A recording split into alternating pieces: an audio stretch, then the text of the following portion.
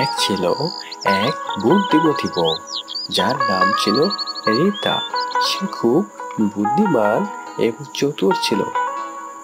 তার বুদ্ধিমত্তার জন্য গ্রামে তার খুবই সুনাম ছিল।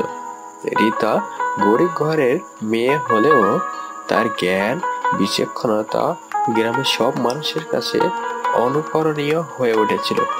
একদিন তার স্বামী হরে গ্রামের হাটে গিয়ে একটি দামি গরু কিনে বাড়ি ফিরে এলেন। গরু দেখে রীতা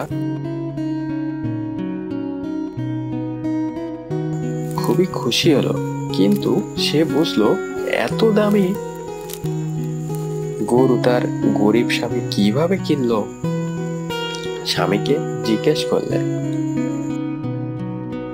আমি গরুটি ধার করে কিনেছি, এবার আমাকে তো শোধ করতে হবে। তবে টাকা চিন্তা করতে হবে না, আমি কাজ করে তা শোধ করে দেব। রীতা খুব চিন্তায় পড়ে গেল। সে জানত স্বামী যতই কাজ করুক ধার শোধ করতে তার অনেক সময় লেগে যাবে। রীতা ভাবল, বুদ্ধি খাটিয়ে যদি কিছু করা যায়। এরপর রীতা কিছুটা চালাকি করলো। সে গ্রামের একজন ধনী লোকের বাড়ি গিয়ে বলল, আমার স্বামী বাজার থেকে এক বিশেষ গরু এনেছে। গরুটি জাদুকরি, এ দুধ খেলে বুদ্ধি বাড়ে। কি বলছিস রে হরির বউ? কই দেখি গরুটা, কি মায়াবী চেহারা!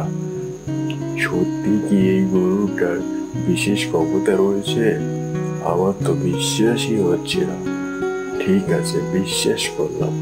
একটা প্রবাদ আছে জানিস তো, বিশ্বাসে মেলায় বস্তু তর্কে বহুদূর। ধনী লোকটি তা শুনে গরুটির জন্য অনেক টাকা দিতে রাজি হলো। গরুটি বিক্রি করে দাও, এই টাকাগুলো দিয়ে ধারকৃত গরু কেনার ঋণ শোধ হয়ে যাবে। আমরা তখন ঋণ থেকে বেঁচে যাব, কেউ আর টাকা চাইতে বাড়িতে আসবে না। না না বউ, এটা হতে পারে না। আমি গরুটি অনেক শখ করে বাড়িতে নিয়ে এসেছি। আমার খুব পছন্দ হয়েছে গরুটিকে। দেখতে দেখো না, কি নাদুস নুদুস! গরুটির দিকে তাকালে যেন আমি মায়ায় পড়ে যাই।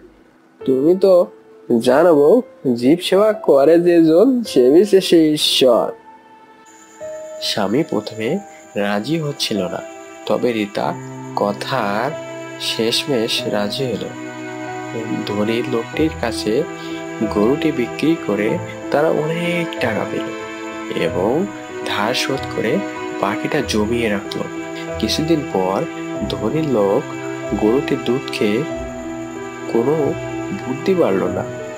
তখন সে হতাশ হয়ে গরু ফিরে দিতে চাইল। বুদ্ধি যদি শুধু গরুর দুধেই পারতো, তবে তো আমরা গরিবই থাকতাম না। বুদ্ধি হলো নিজের মেধা আর সঠিক সময়ে সঠিক সিদ্ধান্ত নেওয়া। ধনী লোকটি রীতা এবং তার স্বামীর বুদ্ধির প্রশংসা করলো এবং আর কোনো অভিযোগ করলো না। এভাবে রীতা তার বুদ্ধি দিয়ে সংসার ও সমাজের সুনাম অর্জন করলো।